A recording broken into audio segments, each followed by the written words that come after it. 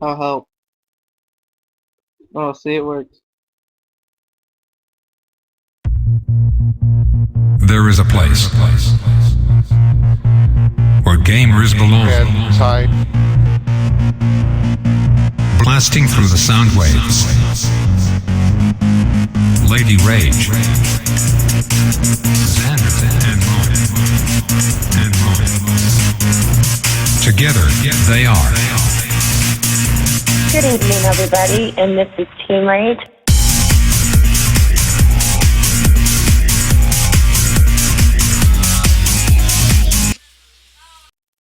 And we're live.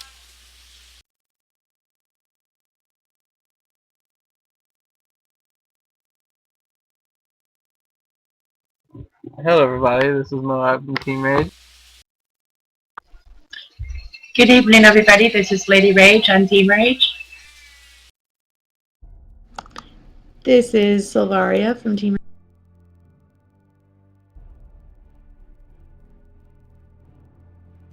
This is Sexy Donkey from Team Rage. And I am lost. No, I'm not Team Rage.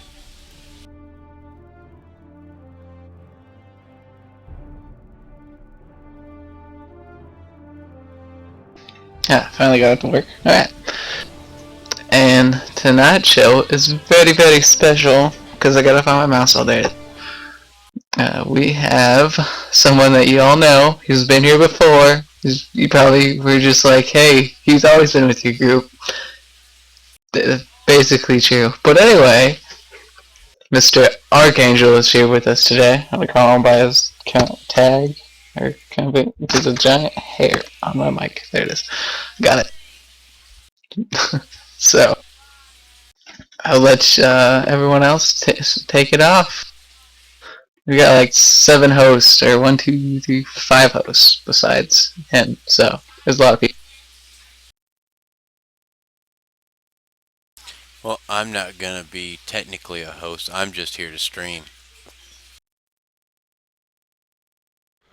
So but you still get to ask questions. That and I'm multitasking. I feel you on the multitasking time. So, Arkangel, why don't you tell us a little bit of... Just attacking. I believe she's trying to say, tell us a little bit about yourself. But I know you, so this might take a while. Just to give a brief update as to why you're actually being a guest rather than a host like you usually are.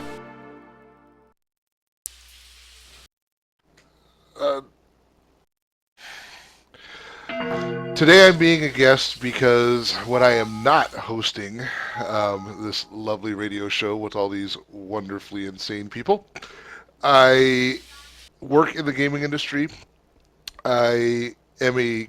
Currently, I'm a developer. I own Arkangel Gaming Group and Arkangel Studios, and we make video games and make video games better.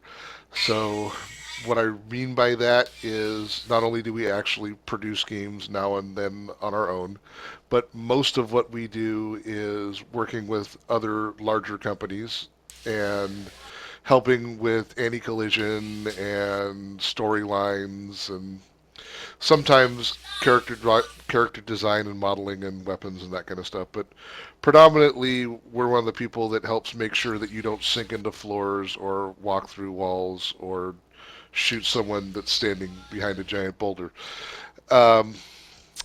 Also, I have worked for several of the major companies that you guys would know about on several different games over the years.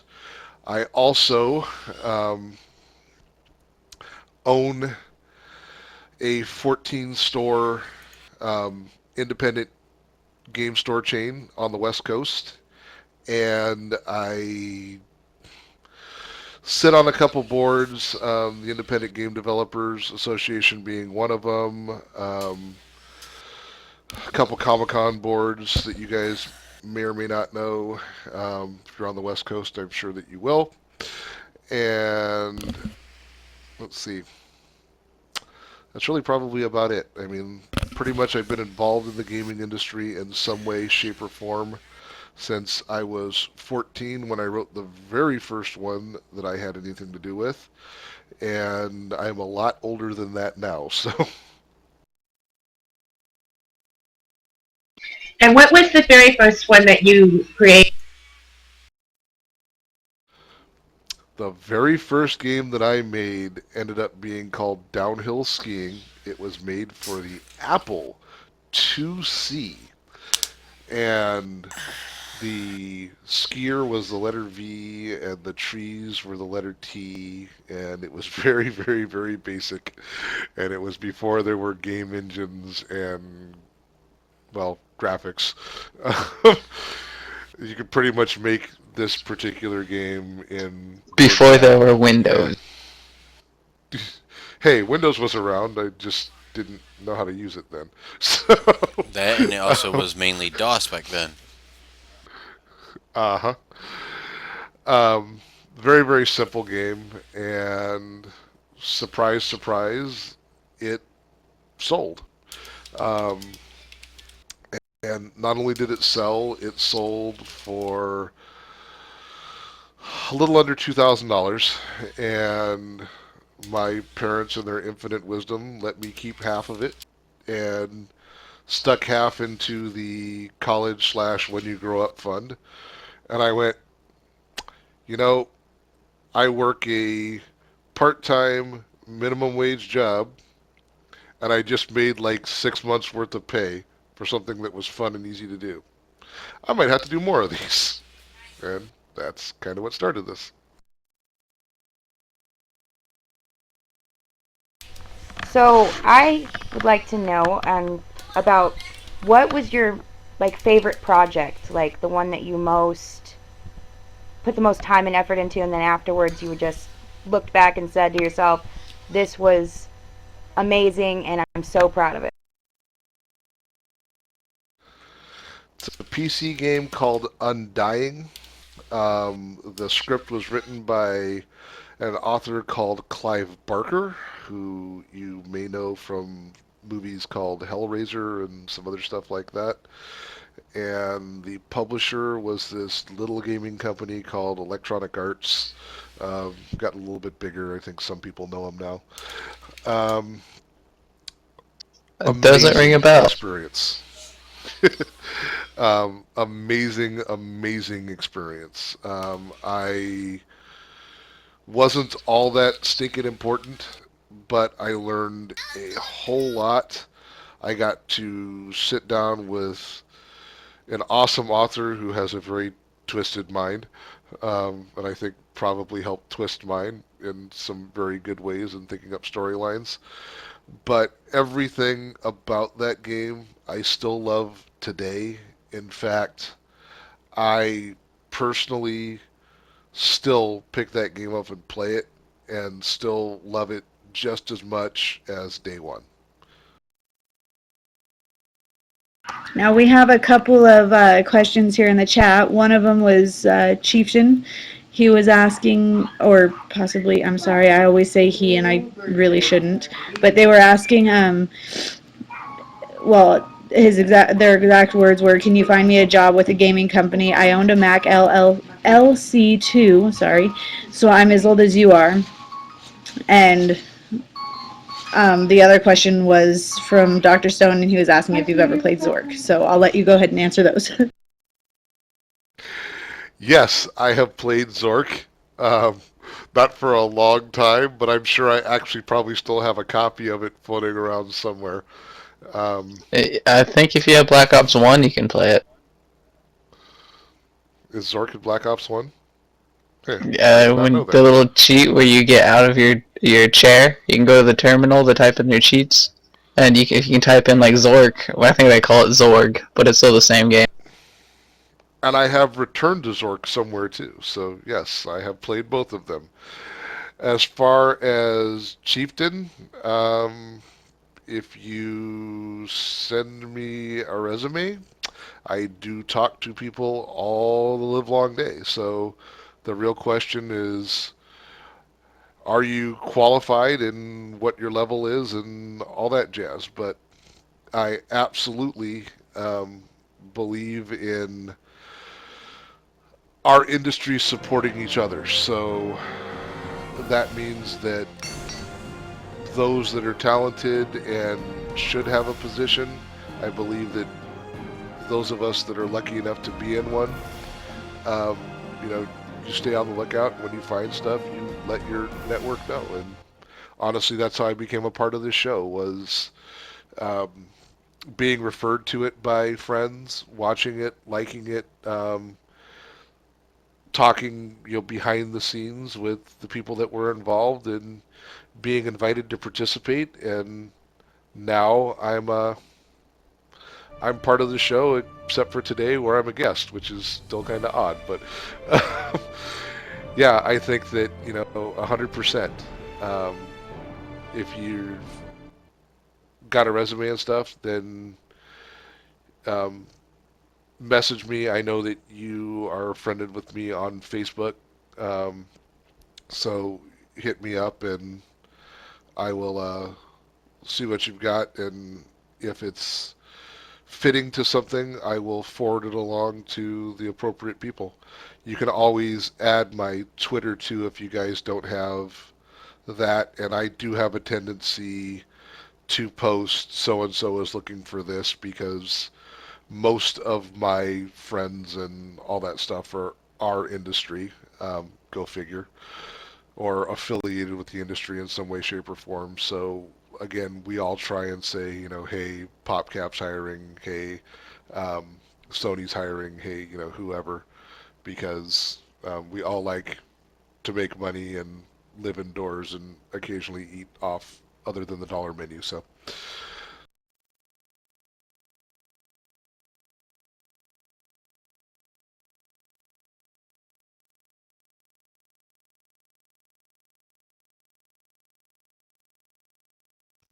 Is it? Any more Alright. before Yeah, any more? Go ahead. But real quick, just before anyone asks or answers any more questions or goes on, I have an announcement to make. If everyone can, if you're using the old version of Twitch, the older version, thank you for using it, because it looks better than the new crap that they have out there. Right below our video, you will see a game fan partnership, and it says right now on sale 10 to 40% off on hundreds of games. They actually have thousands, but you can also get your Xbox, your PlayStation 3, or Wii time cards and point cards, along with time cards for like WoW and other monthly sub games. Head on over there, check it out. I gotta go ahead and announce this. We finally got an email from them allowing us to give a coupon code, which will give 5% off additional or all items that people buy. However, we can't start giving it out until we sell about 20 games. So hit us up. We head over there, buy games. It supports us because we get, I think, 7 or 8% of whatever you guys pay for the game, which it's already going to be 40% off, or 5 to 40% off. If you pay $20, we get 7-8% of that, and it helps increase the show value and stuff like that. So head on over there, check it out. If you got friends that like gaming, tell them to head over there and buy a game. Like I said, we can give out a coupon code once we sell 20 games. We'll start giving out coupon codes.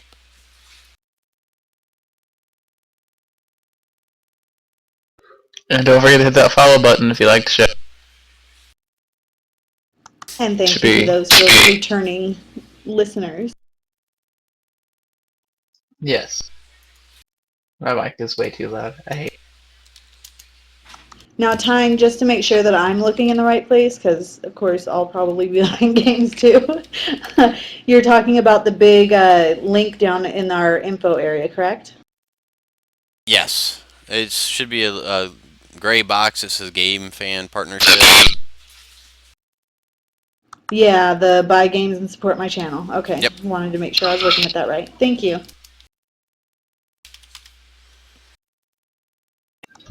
Check it out because Kind made it look really nice and put our name up around it. Thank you, sweetheart, for doing it.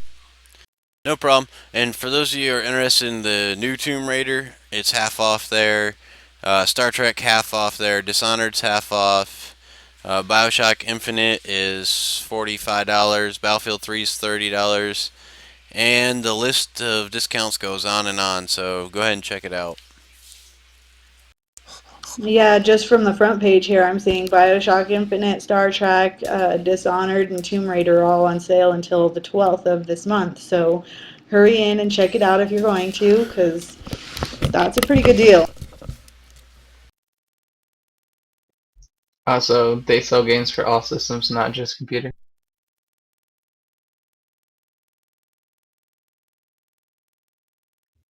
Okay. Okay, now back to the show and our lovely guest here, Arkangel. I wanted to talk to you because we're talking about the games. I wanted to kind of get your input on used games because I know we were talking about this a little bit in our meeting, but since we're on that topic, we may as well continue for a minute.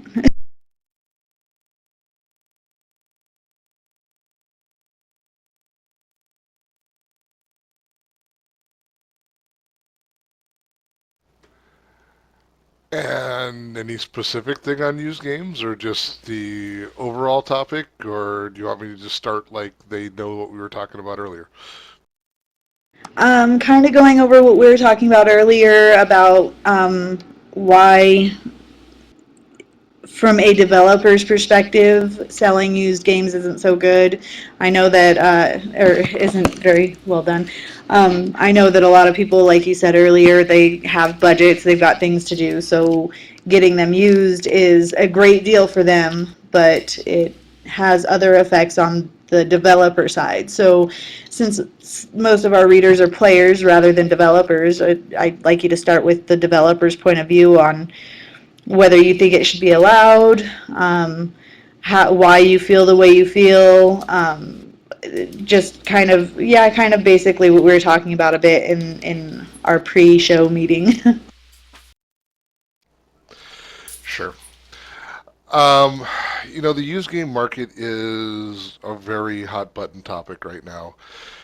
Predominantly, as you touched on, most players look at used games as I get to spend less money for the same experience, and why wouldn't I do it?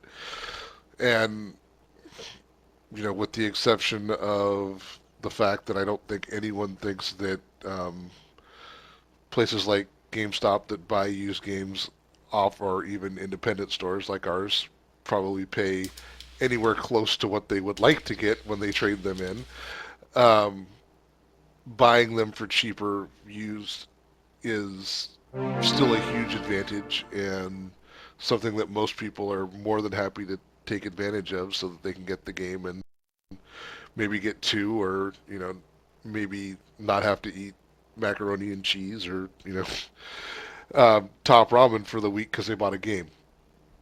That having been said, the reason that developers are so against used games is once the game is sold for the first time, developers don't make any revenue on that game. So it's literally gone. So if there's 1 million people that have played a game, but 80% bought them used, that means only 200,000 people instead of 1 million have actually paid for that game as far as the developer is concerned. And what most people don't realize is your average $60 game, the developer is looking at it somewhere between about $15 to $17 most of the time is what they actually make on that game.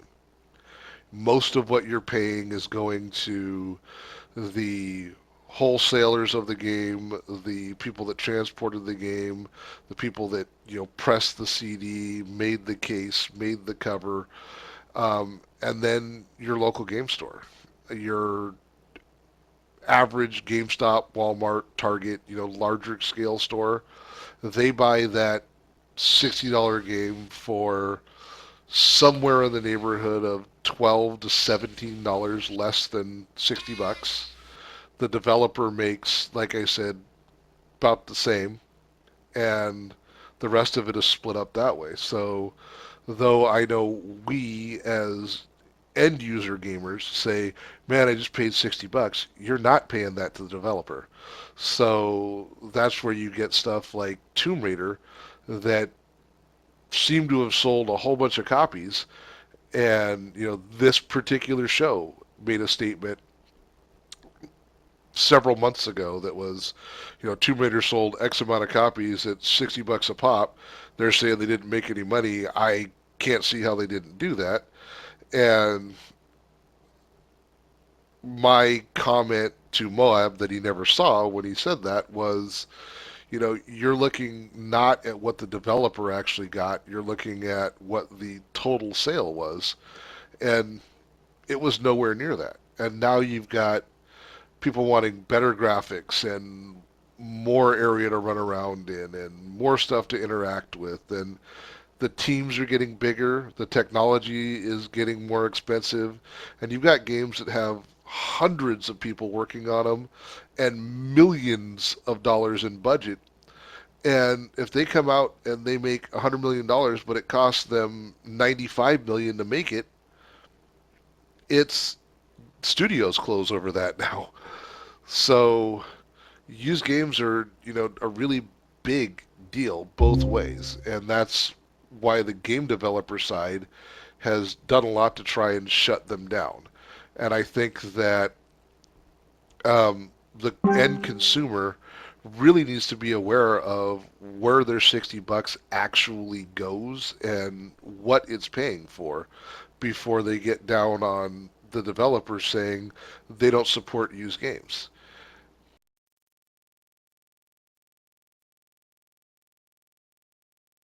Okay, this is a little bit off topic, but I just saw this in the chat, so I kind of wanted to bring it to your attention just so that we didn't forget about it. Chieftain was giving a little bit of information about his or their resume.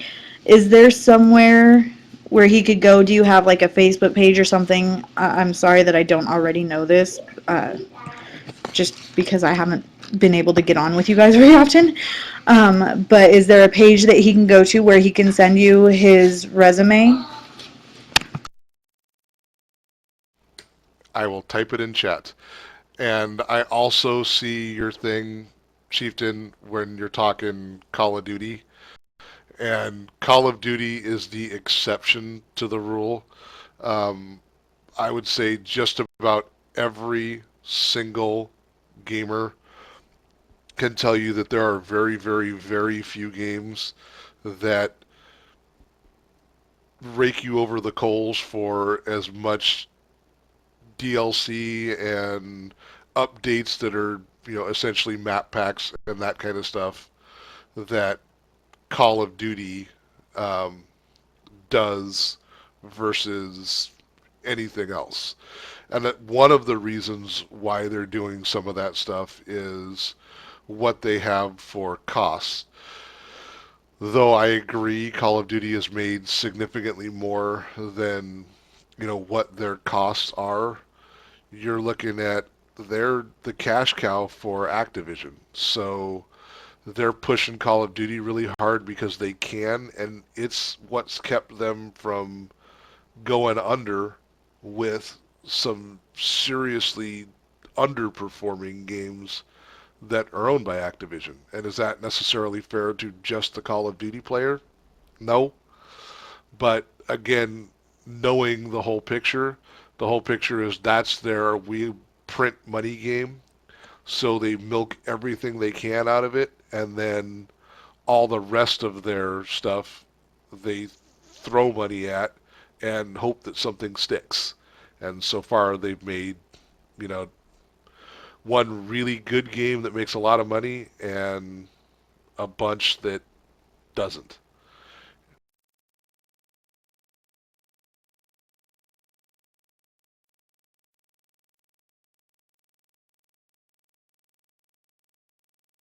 That's really good information. I like the information that we're also getting from Chieftain here.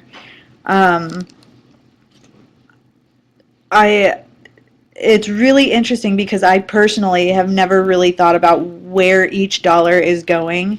I mean, I occasionally I have, but it hasn't been a consistent thought in my mind. I've noticed the prices of the games going up and the gaming systems and whatnot going up that I myself have complained about it.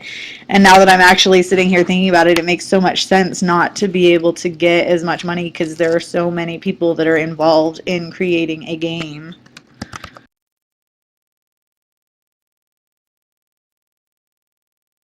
And those of you guys watching the stream are going to see a rarity. I'm actually wearing my glasses.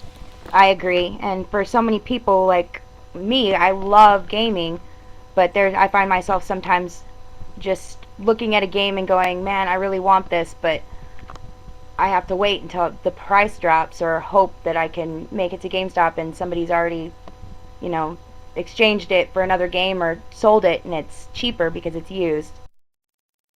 That was exactly the reason why it took me so long to play WoW, because I got so frustrated. I went to go get it. I was so excited for it, and it was like I think it was like 65 or $70 just to get the game, and then you had to pay the monthly fee, and I was so mad, and I could not believe how, and this is a past tense word, but how greedy they were being, and that was all I saw. And then I jumped on it as soon as I found out that it was free.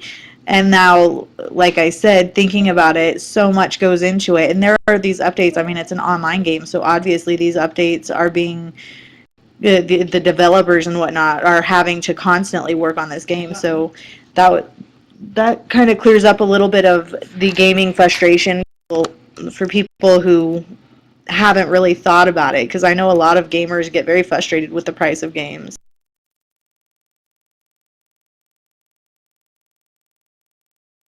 And it's a constant frustration from so many different kinds of people.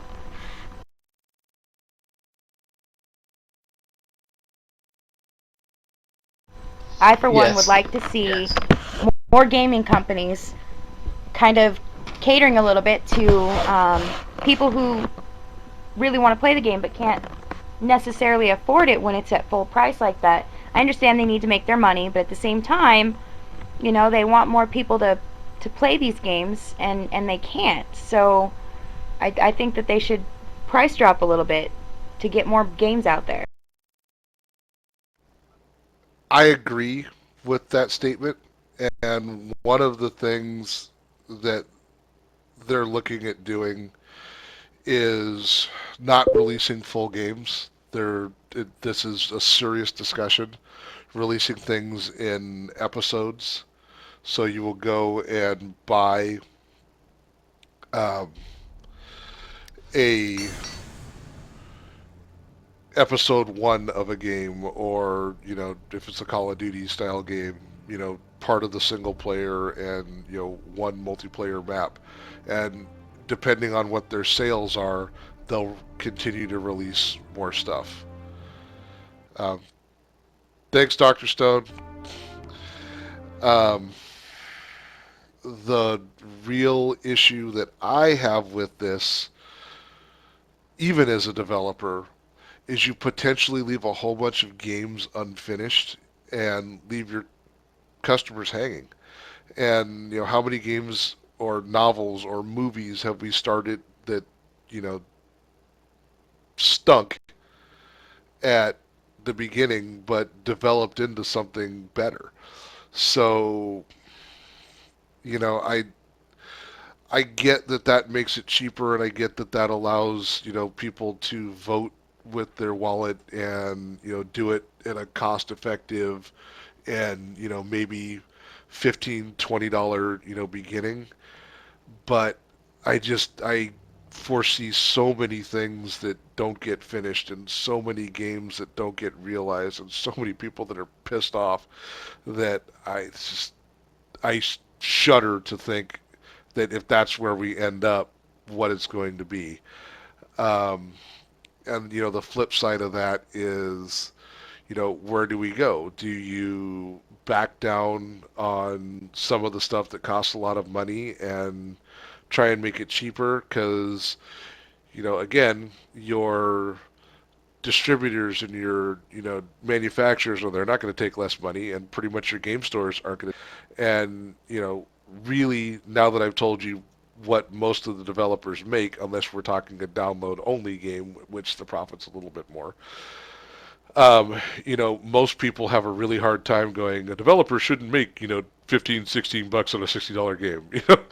That's really a hard point to argue, no matter how you're doing it. You wouldn't bitch if you found out the person that made your sandwich made 15% of what you paid for it, or cut your hair, or that's what they got to keep, or any of that stuff. So it's just, where do we go to make it that way and to cut it so that we can make games cheaper but still retain the quality and all of that stuff. And it's hard, because now that everyone has that chunk of the pie, nobody wants to give anything up. And the answer is, well, we don't want to give it up, you give it up. We don't want to give it up, you give it up. We don't want to pay that. And it just goes round and round and round and round and round. And it's really unfortunate.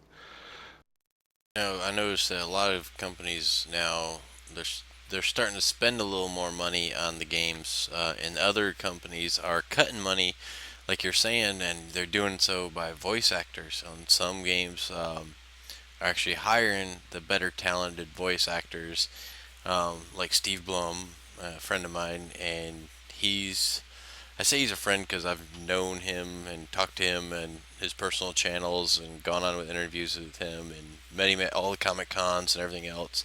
And he's a real big name. He did Toonami. He did a ton of animes. He did a ton more games, and he's still doing games now.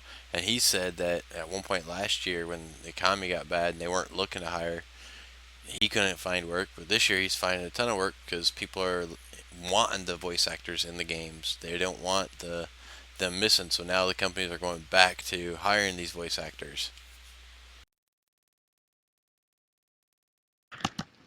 Just to interrupt really quick, we did get an invite, or I would like to give an invite to Chieftain to see if he would like to come on air and kind of discuss a little bit, 'cause he has some pretty good insight on it as well.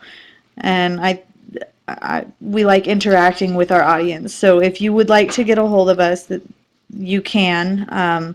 If you look right underneath our Team Rage icon there, where you can see the views and everything, you'll see the mars.maxfrag.net, and the port number is 3849.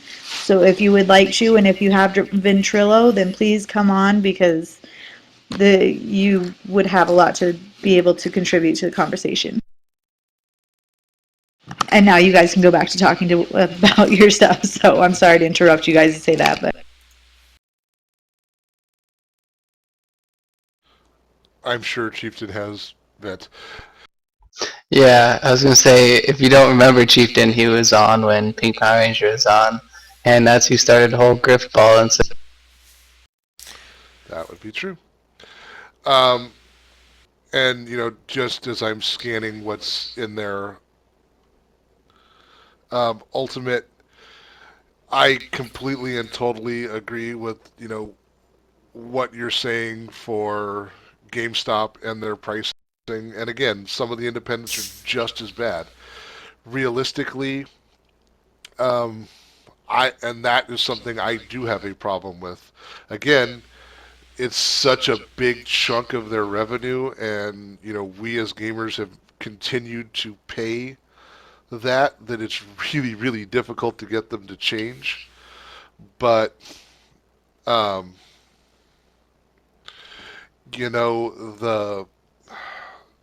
the issue is, for me personally, I think if you're buying a used game from the customer for $10, you shouldn't be turning around and selling it for $50.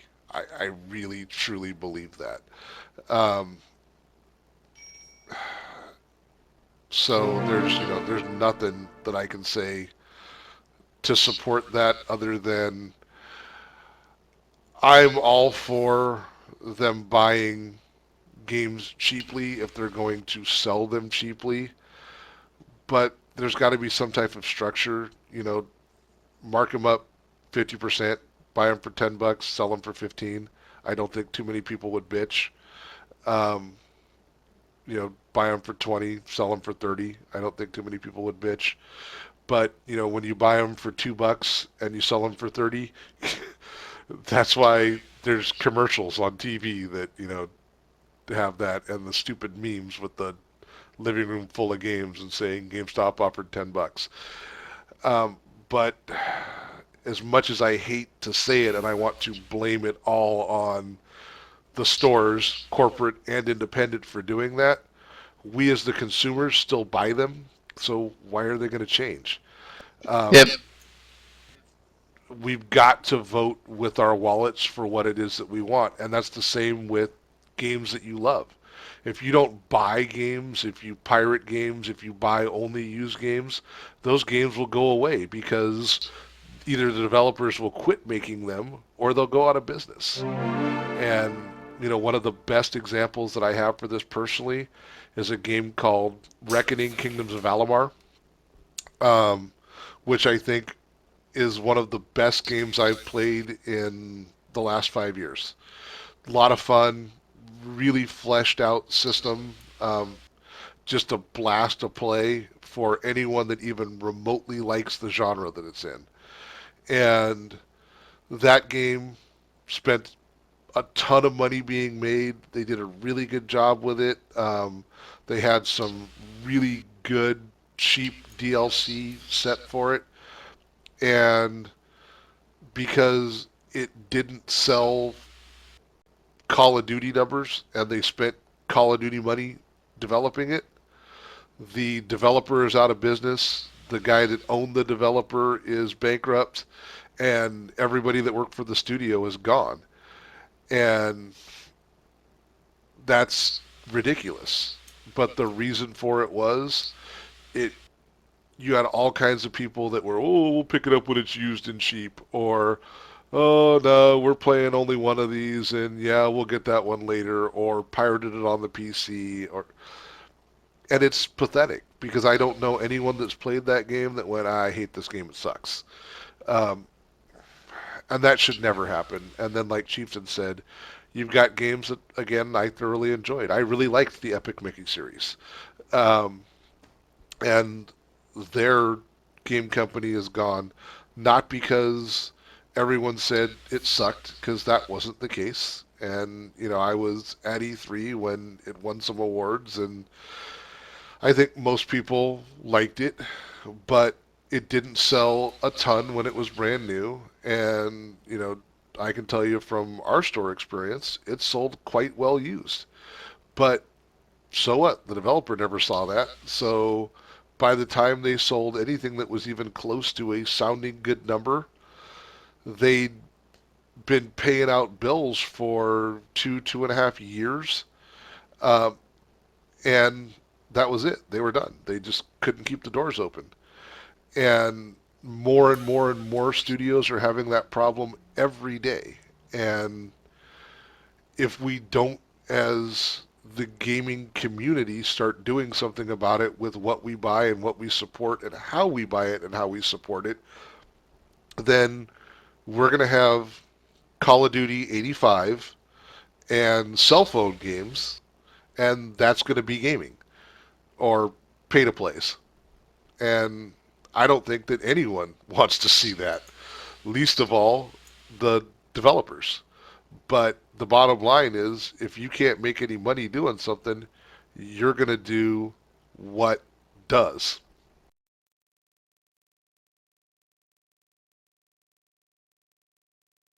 And that may be kind of, for me, as just an idea, if they dropped the price of a new game a little bit, then more people be inclined to buy it, and less people would be inclined to download it for free on the internet, as a, what do you call it? For some reason, it's slipping my mind. A pirate. Yeah, exactly. Sorry. But yeah, less people would be doing that if maybe the games weren't so expensive. Believe it or not, as developers, we've done studies. There's actually an independent developer who I don't know if they would be happy if I mentioned them or not, but they released a game that was $3.99. It's actually a relatively good game. The $3.99 was not going to make them rich. It pretty much would just help them cover their expenses. 80% of the people who downloaded that game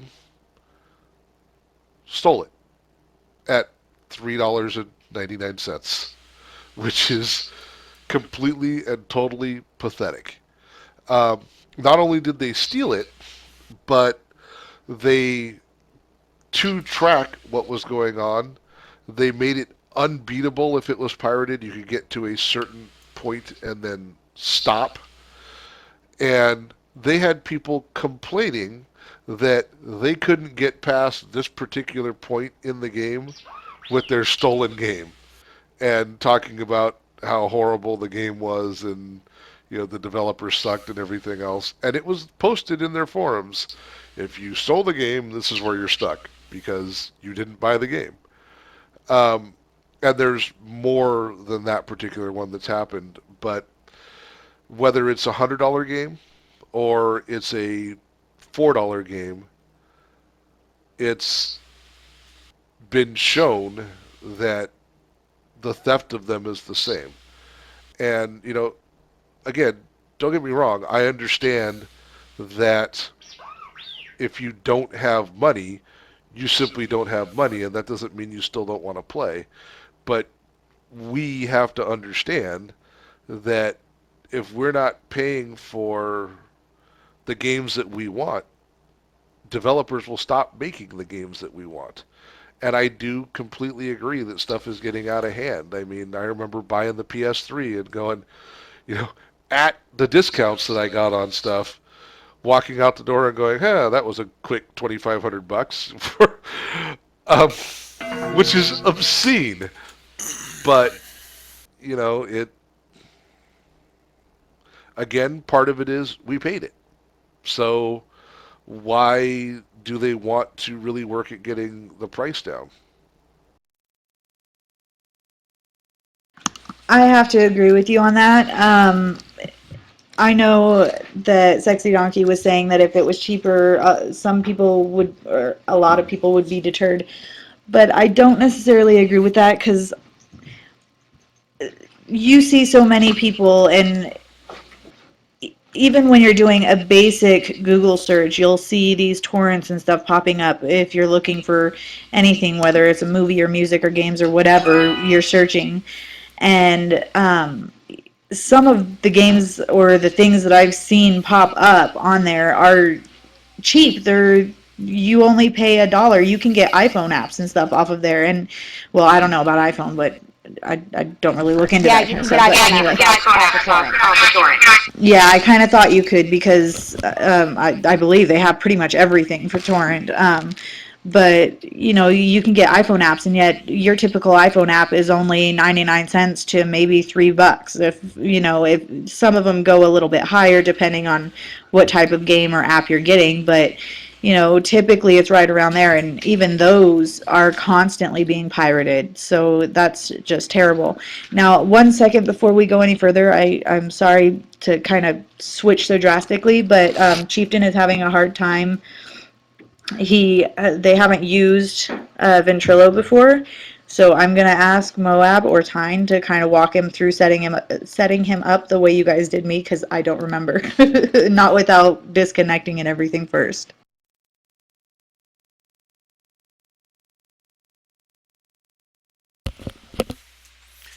Alright, so what you need to know, Chieftain, let's see, I ain't been reading chat, sorry, multitasking here. Alright, so you never used Ventrilo before, okay.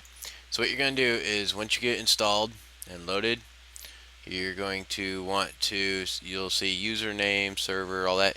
Where it says username, hit the arrow beside it. Here, you know what, it'll be easier if I do this. 1 sec. Okay, and then while he's getting ready to show how to do it, which I think he's going to show you how to do it on his computer, I'm not quite sure. But while he's doing that, I figure we can answer the other question that was put in here by Ultimate.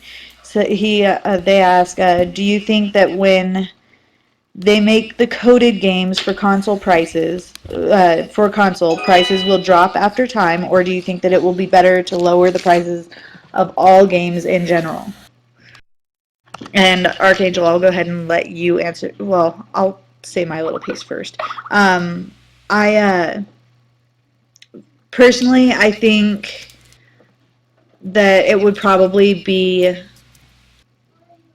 better overall to drop the prices of all games, but the downside of saying that is you're also saying that you're going to drop the price of how much you're paying the developers and the people, the voice actors, the graphics artists, and everybody else involved in the process. And if they're not willing to take that pay cut, then that's not going to solve any of the gaming issues. And then Archangel, because you know so much about this, so much better than so much better than I do, and because you're probably much more eloquent at explaining yourself, I'll let you go ahead and say your piece on that. Man, now I got to be eloquent too. Okay. Basically, what I think is going to happen is as game companies try and put download-only games,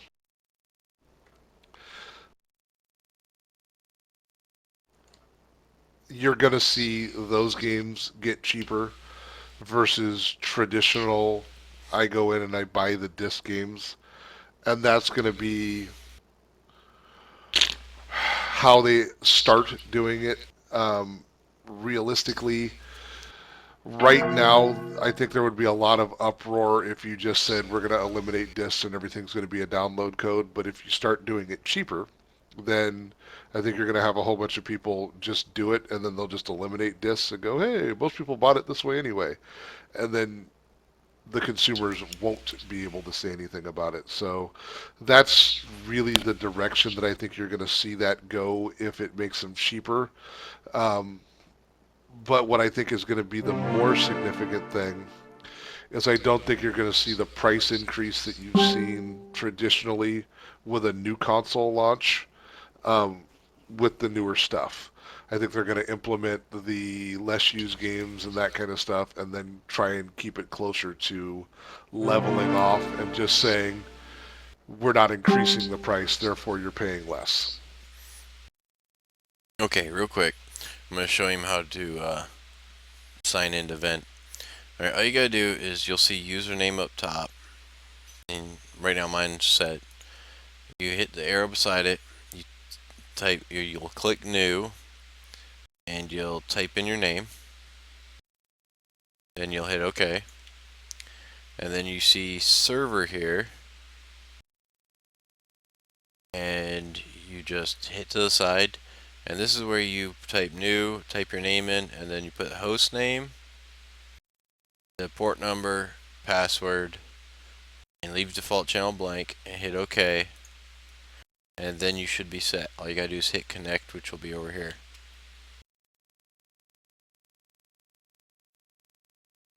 Okay, I don't think he's going to be able to join because he says he doesn't have an unzip to unzip the file itself. So I'm thinking he's not going to be able to get on. So that's kind of a bummer because he had some pretty good input to be able to have in there. I hope you did scroll up and copy the link that Arkangel gave because it's for whoever just posted the www.7/zip or -zip, I'm sorry, .org. That doesn't work for Macs. He's got a Mac, just like I do. Use WinRAR, go to rarlabs.com, and WinRAR has a Mac-based unzip file. Yep, they give you a free trial for life. Sorry, most people don't know that. They give you like a 30-day free trial, but even after that, it's still free. I didn't know Was that. It is RAR Labs. www.rarlabs.com, and then just pick the language you speak, and download either the 32-bit or the 64-bit. And the free trial doesn't ever end, Chieftain. When it ends, you just ignore the buying it, and it'll still let you work forever. And Tyne, that's going to land on you to put that in if you're going to have him be able to actually click on it right away. Just a direct link, because nobody else can put it in. It keeps deleting our links. Yeah, I know, because we were getting spammed with links earlier when I was streaming solo, so it's still shut off. Gotcha. I didn't realize that. I put in another one, zippeg.com, which I know is a Mac, because when I was in the Army I had a Mac and that's what I used. And it's completely free.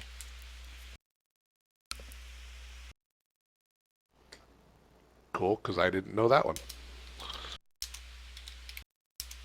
I think WinWire is the most famous.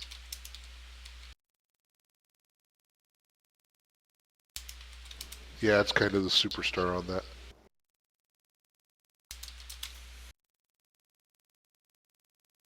Alright, back to your show.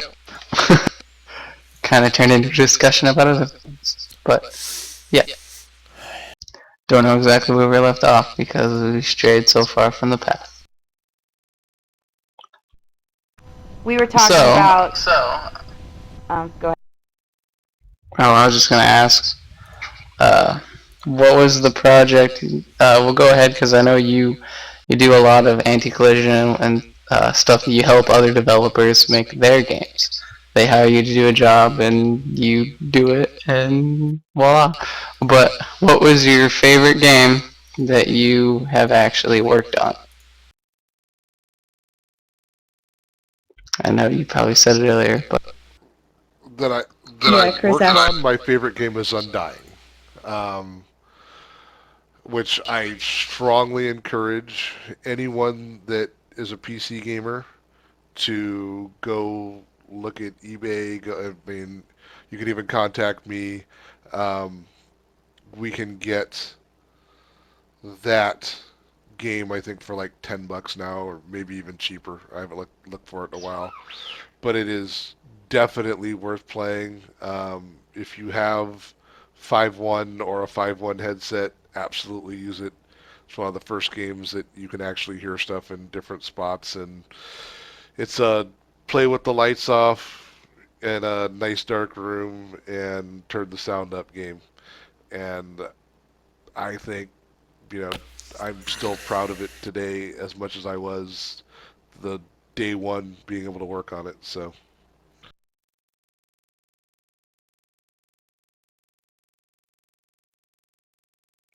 sounds pretty epic. Now, has there... I don't know what I'm trying to say. Has there ever been a game that you've worked on that you did, like that you're the most proud, besides Undying, that you got the most done, you actually changed it in a way for it better? Like, did you ever just get a game that was so like, I can't believe we were going to do this, and it ended up that you actually did that? So you mean like the most, not the best game he did or his favorite game, but the one that he got to do the most work on? Is that what you're asking? Oh, well, I mean, did he ever get one that was Walk of considered Shame. trash when he got it, but when it left his studio, it was considerably better? Oh, okay, I got you. Yeah, that's a good one. The Walk of Shame is full of chickens. I'd like to believe that most of the stuff that's come in our studio is left significantly better. Yeah, there's been a few. We worked on some of the Barbie games. Yes, I know, Barbie games.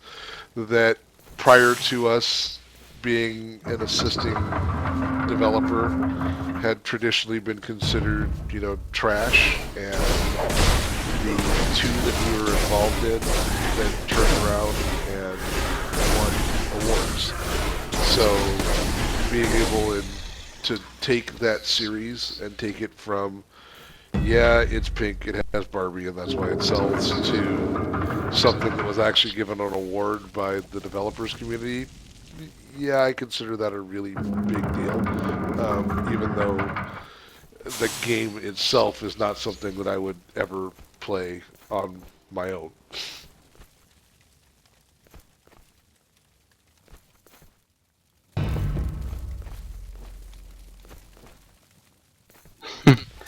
Yeah, there's a lot of games that I see people play that I don't ever want to even watch being played. Now, sorry, I think somebody else was going to say something. Go ahead. Oh, actually just dropped my keyboard, so push the button. Sorry about that. Oh, that's fine. I just didn't want to be interrupting you. Now, I did have another question. As a developer's point of view, what do you look for in a game versus what you would look for as a gamer? By that I mean, when you're gaming, what types of games do you actually like to play, and what do you actually look for the games that you would like to play, versus what you have to actually do and what you think the audience would want. I don't know if I'm making sense when I'm saying that. I'm sorry. Oh, I know what I'm trying to say. I just don't think I'm getting my point across. The biggest Hey, problem Nova. in looking at games as developer is you see everything that's wrong. So you see when this could have been done better, when that idiot in Call of Duty shoots you through a boulder, all that Yes, stuff. you should have did the collision detection. And it really pisses me off. But what, for me, makes a good game, any game that we're involved in, I strive to do one of two things, or at best both of them together. And that is create a game story and game characters and a game environment that you as the player are so in love with, so involved with, that you're playing literally to see what happens, to see what is going to be next, to you have a genuine feeling for the characters. When someone dies, you're sad. When someone, makes it to a happy ending, you're happy. When the game's over, you wish that it wasn't. The other side to that is, if we can't do that, or, like I said, at best it's in conjunction, is to make a game that when you play it, you sit down and go, all right, I have an hour to play this game, I'm going to play it, and then the next time you look at your watch, you got to be at work in 20 minutes. If you accomplish... So it's you to blame. Yeah, I am one of the people to blame. But if you accomplish either one of those things, or at best both those things in a game, everything else is irrelevant. How much money you make on that, yeah, it's important because that keeps the studio open. But realistically, the games that do that, those are the games that you want to play with your kids. Those are the games that when they re-release them, you go buy them again. Those are the games that when people talk to you about them, you remember everything. Take those of us that have played Silent Hill and tell me that you don't remember that game. Whether you loved it or not, you don't remember what was going on. Or the original Resident Evil, you don't remember the dogs jumping through the glass window when you were in the hallway. Take all of the games that did that. Those are what you don't forget. And those are the games that are going to stick with you. And you're going to remember, and they're going to be the reason that you're a gamer, is going to be one of those games. And all the Call of Duties, all the Battlefields, all the cookie cutters stamped out, no matter how much money they make, in 5 years, no one's going to remember them. They're going to be playing the new version, and if you mention, oh man, I played Medal of Honor 1, or I played Battlefield Bad Company 1, they're going to look at you like, yeah, and that game sucks. This is the new one. And 20 years from now, they probably won't remember the franchise at all. See, I will always remember Ghost Recon Future Soldier for how much that game sucked. The multiplayer. Okay, I guess you might remember a game because it was just that bad, but that's not a good reason to remember a game. That would make you not be a gamer. Well, that's why I stay away from it, and that's also why I no longer pre-order games.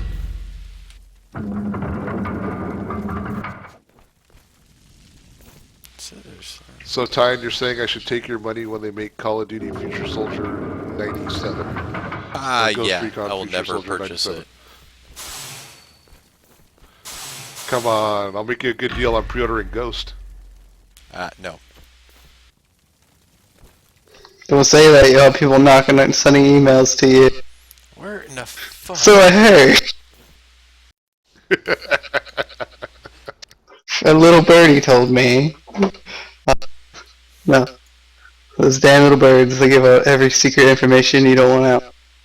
I can shut their beaks up. I didn't mean anything. Man, I'm really off my game. True, but those are different birds. My dog's looking at me with a little cocked ear. Why is he? So, Angel, I know you can't say what you are doing exactly right now, but besides right now, is there anything else that's coming out that you have helped in? Like in the next month or two? Before you answer that, Lady Rage, would it be okay if I asked him one question just because it ties in with the last one? Yeah. Okay, I was just going to ask you, Arkangel, jeez, I cannot talk.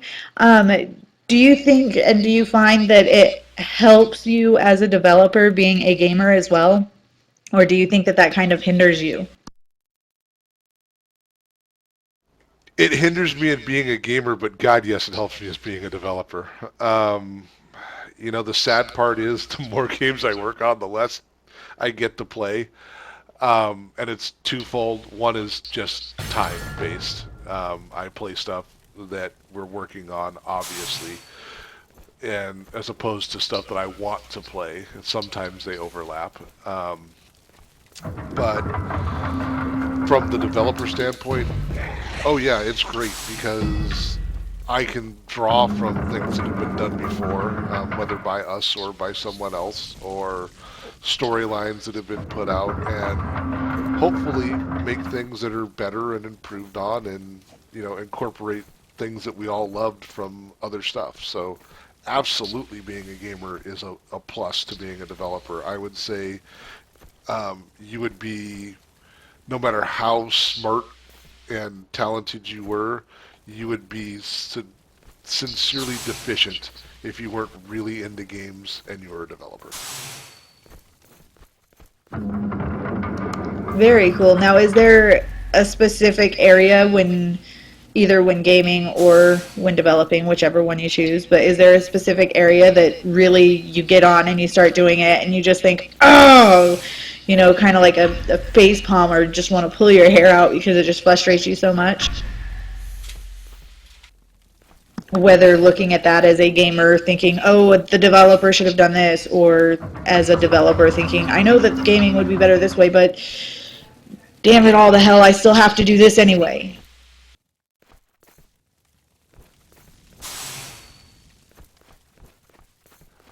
I hate when they make games too short and don't finish them. I hate, and I won't say specifically, but you know, companies that release a new game that for all intents and purposes should have been part of the original game, be it a map pack or, you know, whatever is really all that it changes, that drives me nuts.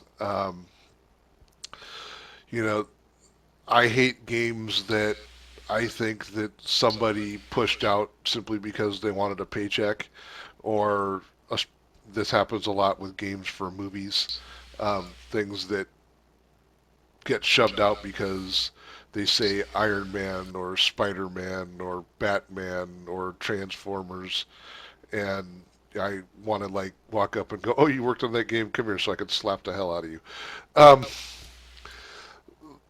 That's the stuff that drives me nuts as a player developer. As far as when we're developing stuff, you know, most of it is, of course, all the companies that we work for um, want to make money.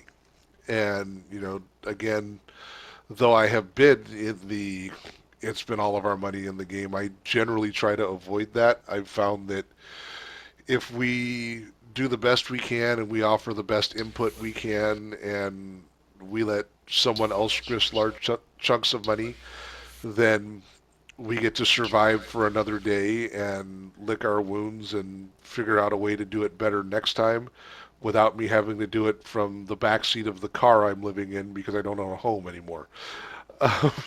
So, my frustration from that is having people come in and say, I'm so and so with a business degree or an accounting degree, and you need to make this way, because they're not really about the game. They're about what the bottom line is.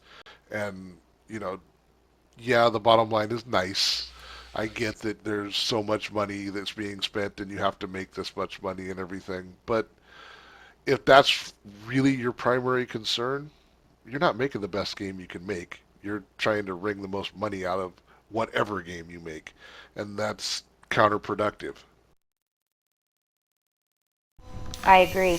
So do you find yourself becoming a little biased when it comes to certain games, like when you're gaming, or like you have your preference for what kind of game you like? Does that make you, does that determine how on a project that you would be working on?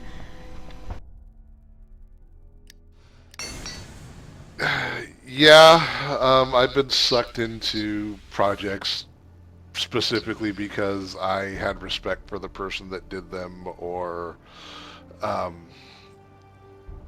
it was a big deal. I don't know what the total age group that we have listening right now is, and if everyone will know this or not. But there was this video game called Dragon's Lair with a main character called Dirk the Daring. That was a Yes. game that I grew up playing. One of the It reasons wasn't. I am into video games. And it's been probably 10, 12 years, somewhere in there. There was this little period of time where they were translating some games to play on DVD players with a DVD remote. Does anyone remember that? Yes, I do. Especially with the Disney movies. And so the man that did Dragon's Lair was a guy named Don Bluth. And Don Bluth also did this movie called Secret of Nim, which I really liked when I was young. And I got personally asked to be involved in this. And I think I actually made, because though it's a perfect translation, no one wants to play an arcade game with a DVD remote. So it's perfect. Heck no. And actually, I have now gone back with one of the companies we work with and built a actual arcade stick that can be used in place of the DVD remote just to play the series of games. Just because it pissed me off that much. But yeah, I made a whopping $1 doing that. And there have been a couple people that have suckered me in for, but you love our game. We know you love our game. Or this is from your childhood. You've said it's from your childhood. And the end result was great, but, they didn't sell the way that someone wanted to, or, whatever it happened to be. So, yeah, it definitely makes a difference on what you can get me involved in and how excited I am about the project. But I hope, and it probably has a little bit because I'm human, but I really hope that the end result, whether it's something that I was truly in love with or something that I truly went, please can't you pick somebody else other than me to work on this? I really hope that what we came out with as the end was still the absolute best that project could be, because that's really what I strive for. Ultimately, I would love to be the, a number one fan of every game that we touch. It's never going to happen. I'm lucky enough that they let me touch enough of the stuff that I really, really like, that when they make me touch the stuff that I don't, I still can't complain, because at the end of the day, I get to play video games and make video games and work in this awesome industry. And, you know, even the crappiest day that I have is a billion times better than if my job was digging sewer trenches. And we have a, and right after you answer it, I need to read off the pages because we only got 45 minutes left into this. It's, what was the first game you played that made you want to get into the field?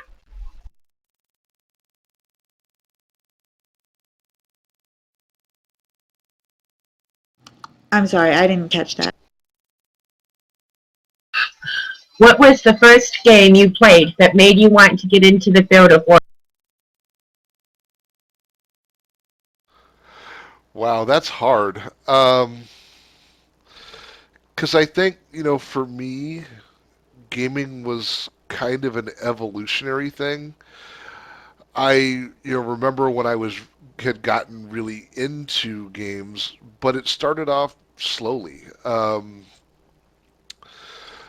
The first game console that my family owned that was really a game console was the ColecoVision. I had a friend who was my best friend at the time that had an Atari, so I played it over there, and it was fun. But I don't think at that point in time I ever really wanted to make games because of it. Ladybug for the ColecoVision and the Smurfs for the ColecoVision. And Donkey Kong were probably the first 3 games that I really, just played the absolute snot out of. And, from there, I think what really got me into wanting to play video games was playing, King Arthur and the Search for the Holy Grail, which probably nobody remembers. Old big-ass floppy disks way back in the day. I think it was 8 of them. And I don't mean the little floppy disks. I mean the ones that were actually floppy and huge. That's really what got me into it. And again, it was the story that was behind it. That game was predominantly a text-based game still, or what we would call a MUD now. And, it had some animation, but the animation was like a chalice. The picture of it flashes up on the screen and maybe has little squiggly lines so it shows that it's bright. But that particular game, I still remember, really wanting to know what happened next and really wanting to know what we were doing. And even though I had played stuff that graphically was superior at that particular point in time, I hadn't played anything that really hooked me to the storyline. And I think that's one of the reasons I think the way I do now, which is that having that component is so important to making a game with a lasting impression. But, don't get me wrong, I'll still, rock Dig Dug like nobody. And thank you for that answer, and thank you, Alti, for asking it. The pages that shared us is Hardcore Pornography. Hardcore pornography. She'll eventually get that. Yeah, I'm trying to avoid that word. Thank you. Okay, whatever. Ladies Venom, y'all can say it, That's fine. You guys want to read them? Are they the ones listed? Sorry about that. I didn't realize you had your mic on. Are they the ones listed at the bottom of our page? I'll say them if you want. No, not all of them. Zero Max. If you send me the list of them on Facebook, then I'll read them off if you don't feel comfortable. Maybe next time, but I want to try and get this done and over with as soon as we can before everybody leaves. But thank you. No problem. Lil Fair, Pacific Northwest Nerdgasm, No Sympathy for Stupidity, Gamer Girls, Shimmer Shade, The American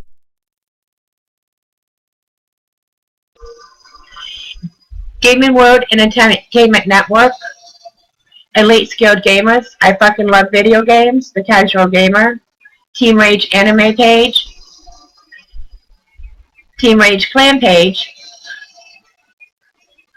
Han Solo Cup, Bugsy Smith Gaming, Liquor Girls and Fucking Video Games, Mario's Love Child, Gamers Giving Back, Gamer Chicks Are Us, Nerd's House, Honor for Assassin Killers, and that all of them are written down on the link thing. And of course the Team Raid show. So check them out, and thank you for tuning.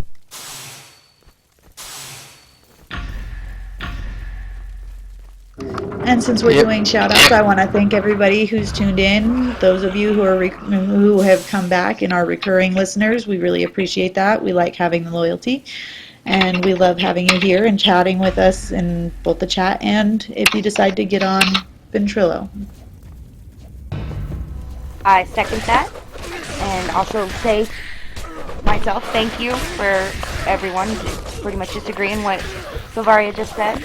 We really, really appreciate all the followers we have, and continue to follow us and maybe find some other people that would enjoy our show, because it's pretty awesome. Yeah. And I want to announce it now for all you Team Rage members that don't know, our meetings are on Sundays now. Moab? Yes. Yes. We're still live, baby. I know.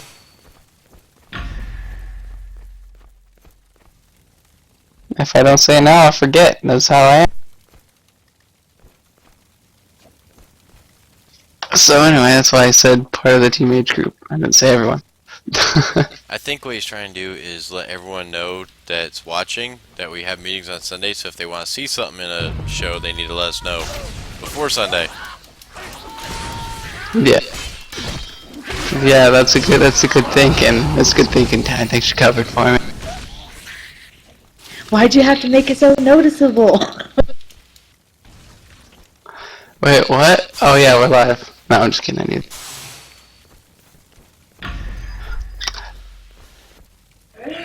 Okay, if nobody else wants to, or has a question offhand right now, then I'm kind of changing subjects a little bit with the gaming causes violence. I wanted to get Arkangel's take on it, so if you guys don't have anything else to ask about his other stuff, then we'll go on to that. If you guys do, then we can wait until later.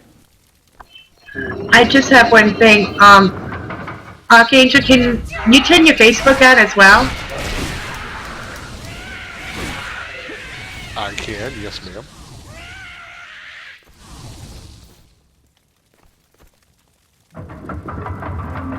Now, are you talking my Facebook, or are you talking the company Facebook? Your personal, honey. Haha. Since we're special, we have that one. Okay, it's on. Hey, I hope you got my comment earlier. Just saying. If you guys don't know, he's playing a little game. Why is he doing jumping jacks? Sorry, that really. I'm gonna go ahead and not look. But he's got a little game I want to play, so.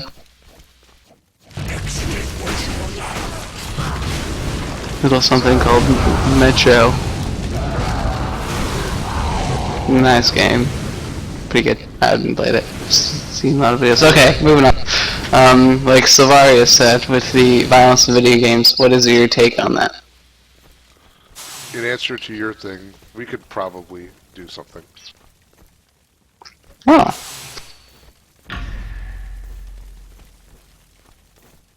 in answer to Solari's thing, yeah, I'm pretty straightforward on that. I do believe that, and I do sit on the panel that helps to do ratings. So it's a, ESRB, though it gets attacked often, is one of the best self-policing organizations there is. I mean, we are very good at putting down what's on our games and what our games are about, and anyone that takes knocks at them, I think, really needs to have their head examined, or they're just trying to push their own agenda, because it's absolute that you can't pick up a video game and not know what the rating is unless you're blind. But yes, I believe that there are things that children should not be playing. But I think if you look at the rating system, then it's an easy, no-brainer thing. I think the main reason that it's a problem is, unfortunately, we, as a society, have decided somewhere along the line that we don't want to be parents anymore in the traditional sense. And so we let our kids get away with a ton. And we don't teach them that this is this and this is that. And, I think it's on us more than it is on anything that they're going to be exposed to. And unfortunately, children are exposed to things in the world every day. But it's our job as the parents, it's our job as the adults, it's our job as the, generations that have come before to teach them that simply because you're exposed to something, simply because you see something, simply because you have the opportunity to do it, doesn't mean that you can behave any way you want. And I've seen just as many kids that have played, what would be classed as violent video games, but have done it with an adult or with a parent or a brother or sister, someone that taught them that this is a game and this is real life, that have no problem at all with it and no ill adjustments. That, again, I think it falls on us as, a society that we're failing our kids, and that's the issue, not anything else. I agree completely. That's one of the big frustrations for me, is a lot of parents nowadays, and that this is not a statement towards anybody, just so that you guys know that it's not, I'm not talking about any particular person, so don't take this as parenting advice or anything like that. But I do notice that a lot of parents just sit their kids on a video game and just let them be. They don't monitor the game. They don't check what the rating is. They just get it because the kid wants it,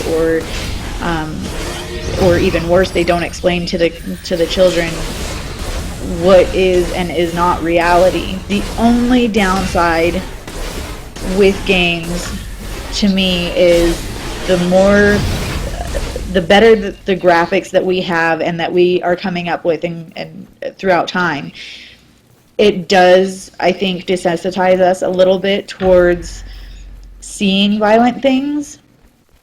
But that doesn't necessarily mean that you are going to go out and be violent. That just means that you're a little bit desensitized to it.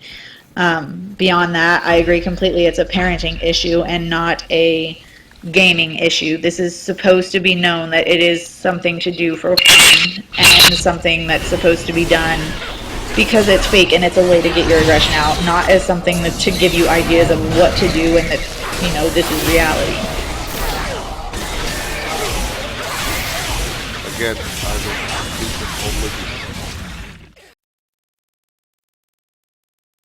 Yeah. I was gonna fill in here that there are some team games that I would trust, like a 11 or 12-year-old to play. That's getting into games, because really teen just stands for like violence or something like that, but those are just like mild violence. It's not really too bad. But a game I always let my nephew play when he comes over and he's just getting into the games is I have the Ultimate Alliance 1 and 2, and he loves the crap out of those games, and I think that is what a game that a kid should be playing, that should be introducing, because it's kind of like this, the concept of controls. It's fairly simple. It's a little bit advanced for someone first starting on an Xbox, because they don't really know a little bit about it, but that and the new Skylanders is pretty awesome for a kid. Heck, I even enjoy Skylanders.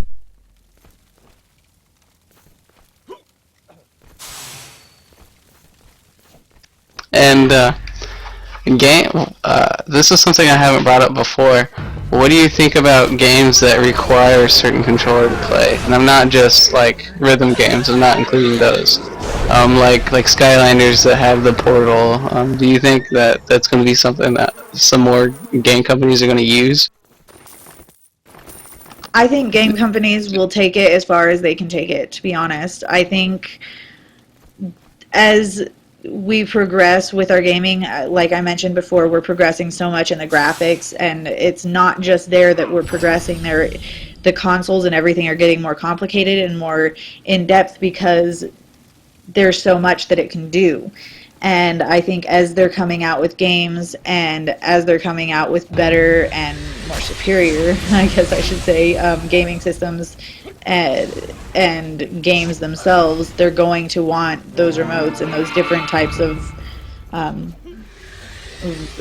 controllers to be able to do different things.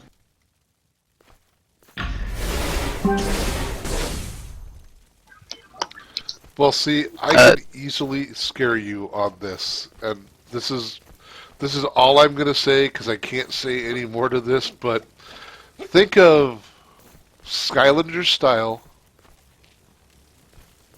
but Pokemon. Say what? You know, I wouldn't be surprised. Anything else? Oh, what a teaser! Oh my gosh, okay. See, I can see how that'd work. Maybe for the Wii, because I don't think Nintendo's gonna let anyone else have Pokemon. But it's smart. But anyway, like that's probably like little, instead of a portal, it could be like a little Pokeball when you get some figures inside. That'd be pretty neat. I can imagine that being pretty big, actually. To be honest, that's awesome. And we have somebody in here with us now. Yes, Chief finally got in here. Would you like us to refer to you as Chief or Chieftain? Oh, you might want to go into your settings so that you can talk. If you click the setup. Yeah, you just click setup. And well, Savaria's got a Mac, I don't, but in mine it's...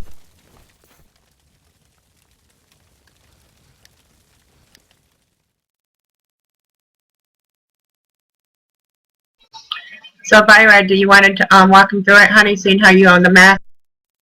I just walked them through it, they're the same.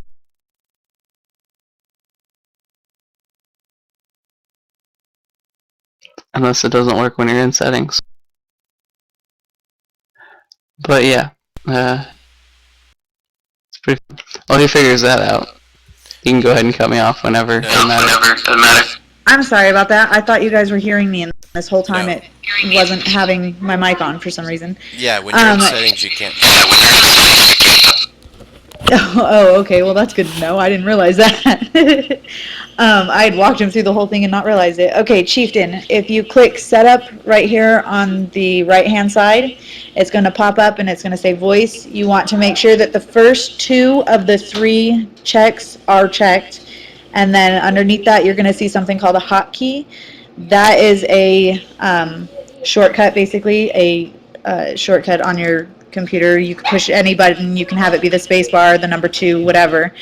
And that will be the button that you push and hold down to talk. Personally, I use caps lock because then you don't have to hold it down the whole time.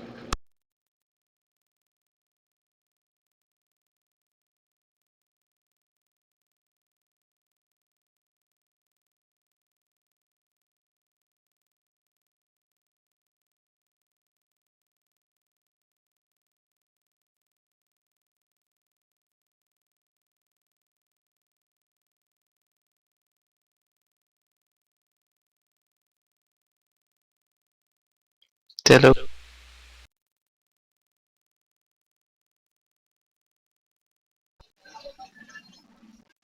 And thank you for explaining that to him, sweetheart.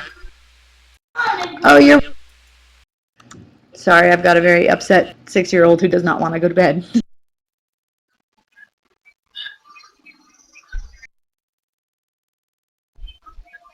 No, we can't hear you, honey. You'll know when you're talking in vent, because when you hold the button, your microphone will turn green. But while you figure that out, let's go ahead and move on. There's, like that Pokemon idea you said is actually pretty awesome to me. So I'm thinking that the little add-ons and stuff you can buy are going to catch on. And I've noticed there's no such thing as an original idea in the entertainment industry in general right now. Because usually you're borrowing off of somebody. People accuse you of stealing. That's just because how people are. But you're really just borrowing the idea. Technically, if you want to say stuff is stealing, the fact that you use the left joystick to walk and the right joystick to look around is stealing from any other shooter ever. So, but people don't realize that when they just start throwing that word around accusingly. But there are a lot of stuff going around. Like there's a new Nintendo game for the handheld that I think it's like Skylanders but with Disney characters, I believe. So that's pretty neat to actually think about that. Not only that's something that a company is gonna get a lot of money for, because if you know kids and you're targeting kids, they may lose some of the pieces and go back and rebuy some of those pieces they lost. So, but that's also another thing that you can find in yard sales, or GameStop might start selling used, which wouldn't surprise me one bit. See, the main thing that I see as a problem with this is, does anyone know how many Pokemon there are?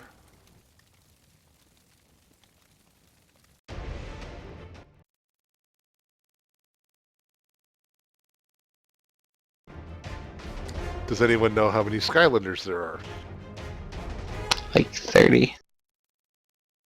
I don't even have a... Does anyone else have any problem with this?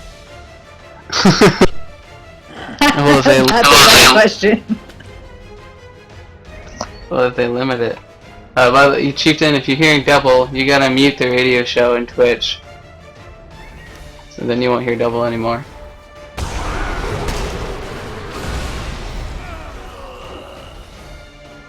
There's no chef in here. Who you calling chef? But that's actually pretty nifty. Now, moving on a little bit, I kind of wanted to talk about the mood in certain games. Like a lot of games nowadays have the mood in games. I've actually played games that make me cry. I've watched TV shows that make me cry. That happens. It's the mood. Like you said earlier, some make you happy, some make you sad, and those are the ones you remember. Exactly. Like right now I'm playing The Walking Dead, and there's some moments in that game that make me tear up and get mad. Like, yeah, I totally agree.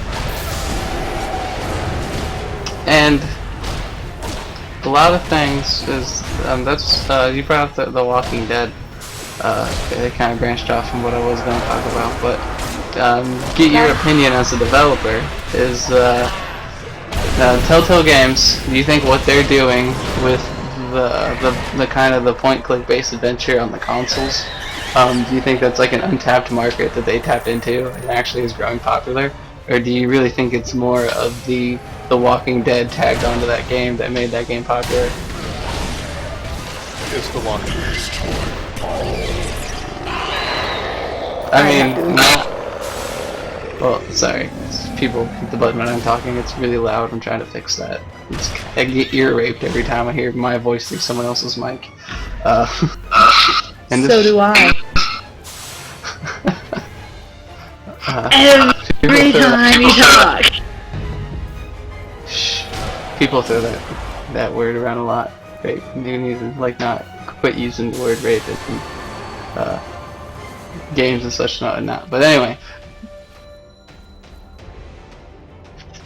So, Telltale Games is the little point-click thing with the Xbox 360 and the PS3, and I know it's on PC. It's a lot simpler on the PC because it is kind of a point-and-click kind of game. But the new title they are making, do you think it's going to be similar to the playstyle as The Walking Dead they're making? Most likely because it's worked, but honestly, um, the show notwithstanding, I am not a fan of that particular game, and I really don't know very many people in the industry who have anything remotely nice to say about it. I think that almost everybody who rates that game, if you cut their rating somewhere between a third and a fourth, is what the actual rating of the game is, and the rest of it is them spazzing out about being a Walking Dead fan. That has to be true because that's me. Well, even if you don't watch The Walking Dead, I might be a little biased because I do play the game and I like the show, but I love the game. It's intense because you have to make the decisions, and that affects the outcome of later gameplay. And there are some really, really hard decisions. I mean, you're basically choosing between two bad things. You know, whether choosing who gets to die and who doesn't. And I mean, their new title that they're making is called Fables: The Wolf Among Us, and it's supposed to be. I mean, it's exactly the same type of gameplay. But it's a new twist on like fairy tales. That sounds awesome. I want to play that one. When does that come out? I actually cannot remember. I read the article, like this huge 4-page article earlier, and I looked it up, and I cannot remember the release dates. Actually, now it's in the car. I can't even go get it. If you check IGN, you should be able to find it. That's where I get all my information. This is Chieftain, by the way. I got it working. Awesome. Glad you got it working. Good job. Thank you guys. Sorry. I'm sorry, too. Don't be sorry. I usually get that reception. Again, We're girls. We're allowed to get excited. Sorry. Oh, it's all good. Again, though, I think that I do like the twist on fairy tales. I, have had several games in that genre that I really, really enjoyed. Personally, if I had to, bet right now, I would say that their next game is going to be a huge failure. It's not based off of something that has the following for it, and it's just so-so. I can tell you that The Walking Dead sold really well because everybody wanted it. It was The Walking Dead, and I can tell you that every store that I've got has 30 plus copies of it used, and we had them within the first week, and we've never run out of them because I don't know anyone that has to play that game. They play it and they finish it and they're done, and they want the next episode or whatever if it comes out, but that's it. They're a fan of the show. They're not a fan of the game predominantly. And I'm not saying there's not someone or some small group that is, but I don't think it's enough to carry the title as a title. That's the thing with but again, that's simply my opinion. With video game, with shows or movies that go into video games, I avoid those games like the plague. Smurfs, Iron Man, Walking Dead. They're not going to be good games because it's a fly-by-night type of thing, and they're developing them very quickly. And usually they're out before the movie's out, and it's always a disappointment. So I never buy those games.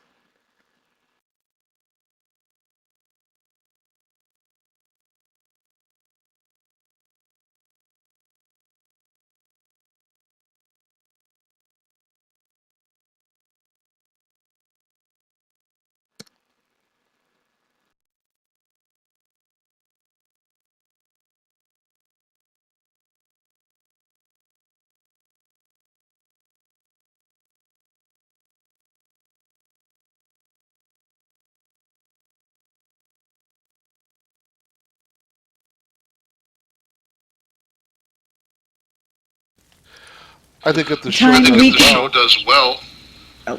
then it'll be a really good thing.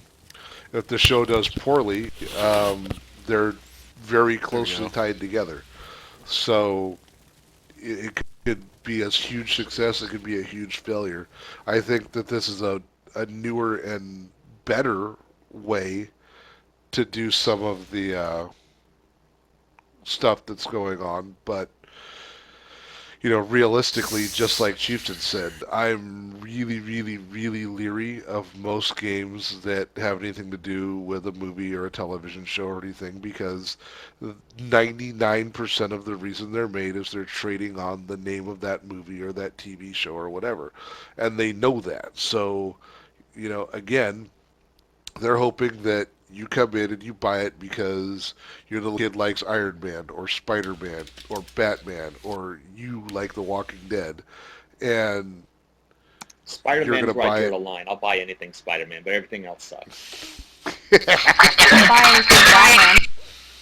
Okay, I need to interrupt for 1 second. Hold on, I need to interrupt for 1 second, because Tyne, we cannot hear you. You are like whisper quiet. I mean, barely hear. I had to literally put my ear to the computer. That's because his mic was on his head. Yep. Happens a lot. I figured that much. I haven't been talking this show, so I folded it up.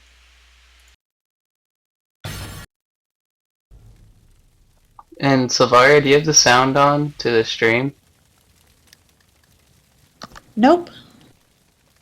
I wonder why there's like a lag from when I talk to when you hear it on the computer. It's weird. And there's a question by Auntie. Auntie wants to know, do you think that there, excuse me, do you think that there will be any game style similar to Shadowgate puzzle games, or is that something of the past?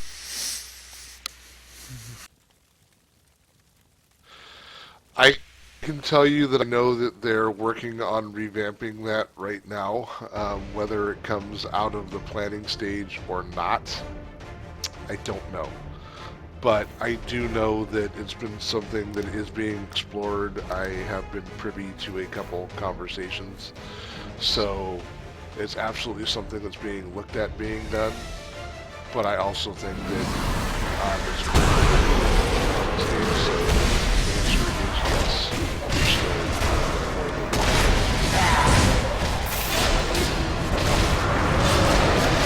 Okay, if I touch on the closings of I have some theories on that.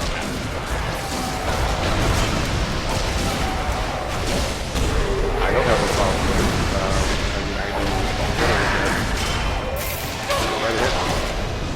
Well, I know some people there. Honey. They work with. I'm sorry, go ahead. Sweetie, can you try and turn your mic up? Because we're having a really hard time hearing you, baby. I'm kind of far away. It's in front of mic. Is that better? No. It's not.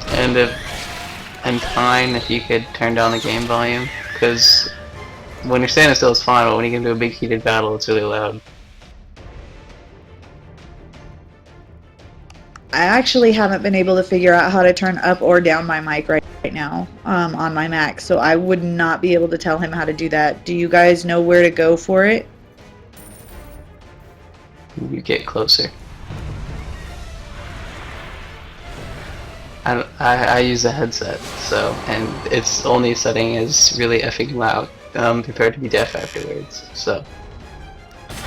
Okay, never mind, I did find it.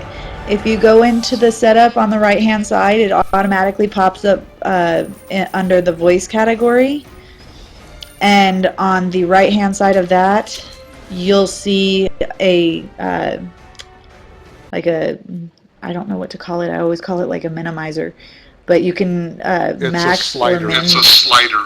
Yeah, slider, thank you. Outbound. Yes, and that's the one you want to turn up. Thank you. Also, Lady H, if you're having trouble hearing them, you can turn them up individually using Ventrilo. But that might be a little confusing right now. So moving on with the show,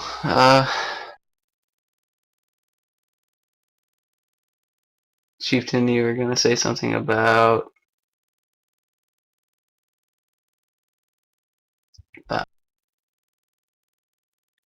Sorry. No, I think he's still looking for the volume area.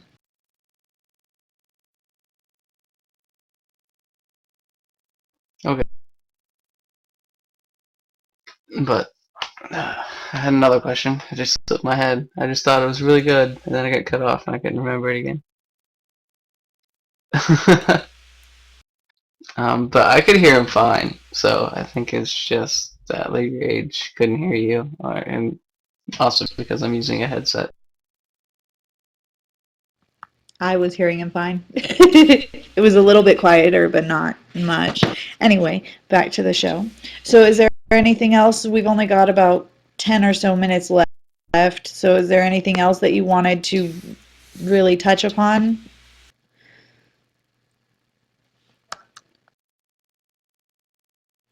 And that's aimed at you, Arkangel. Is there anything that you wanted to talk about something that you've done recently, or something that you're looking forward to doing?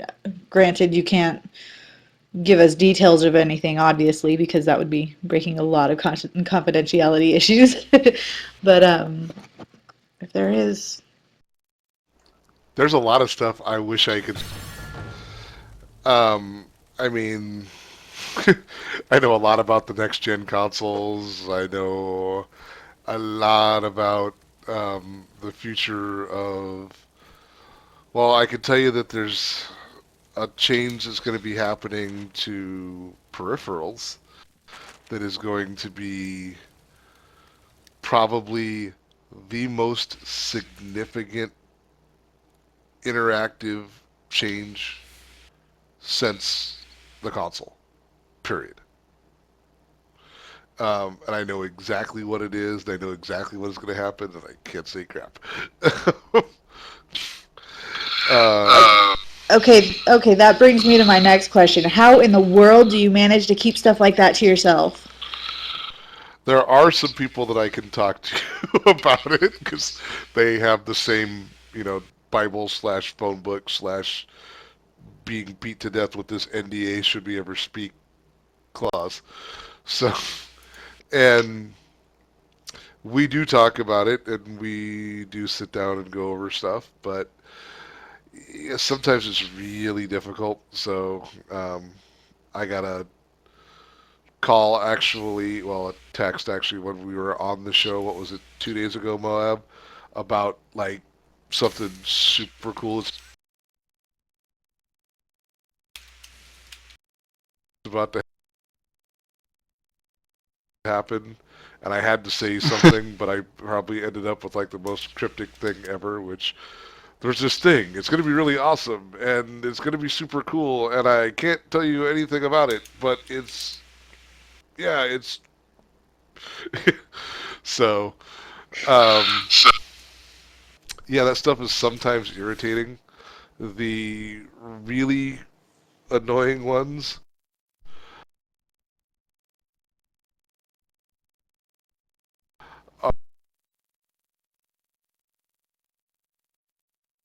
are when they ask you if you want to be involved in something, and you're like, sure, what can you tell me about it? Your plane ticket will be there, and just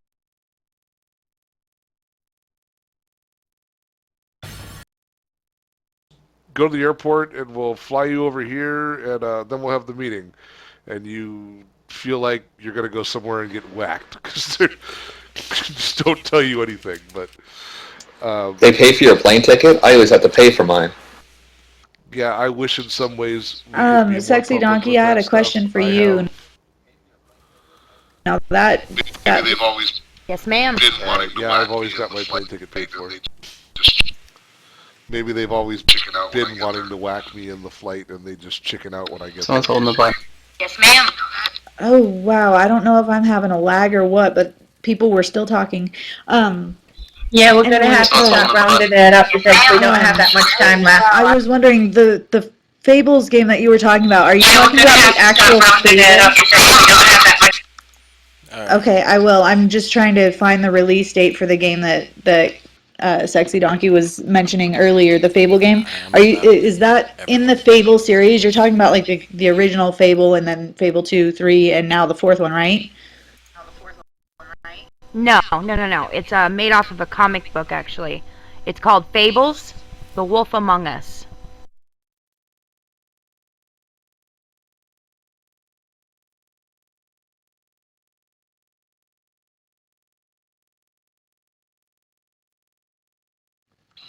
Okay, now I can look for it better because there was something showing up that kept wanting to take me to Fable. I did find the comic book, but I haven't found the game yet. I really want to find that so I can let everybody know when that's actually coming out.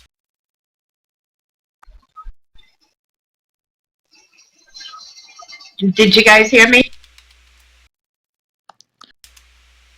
I heard you when you were saying we've got to wrap it up.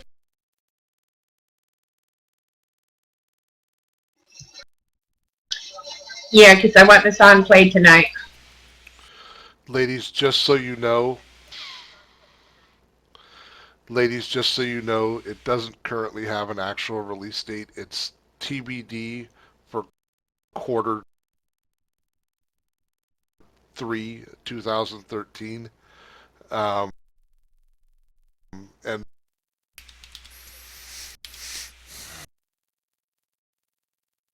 so far, the only thing that they've done is release a couple of screenshots, and I believe that stuff happened like Monday. So. Oh, okay, cool. that, Because there's I a was whole finding, lot, in fact, I just found the except for screenshots that you were something coming from the comic book. just mentioning. So I'd found that, but I hadn't found a release date, so now I know I don't have to dig through this whole article looking for it. Yep. Thank you very much. So just everybody in the Anyone audience interested, listening, remember there's to a keep an big, eye huge- out third quarter this year. Anyone interested, there's a big, huge article in the new Game Info. So,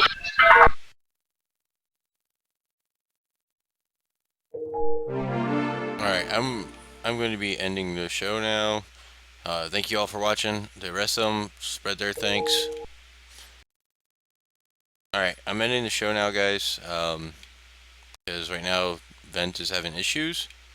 And so go ahead and say your goodbyes, and then I'm going to start the song.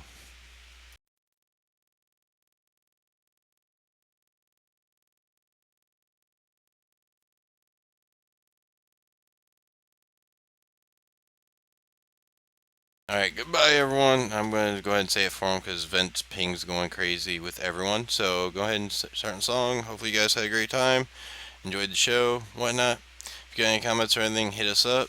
And make sure you check out the the game shop, game fan shop, whatever you want to call it down below. And buy games, help support us, and we'll be able to give out discount coupons afterwards.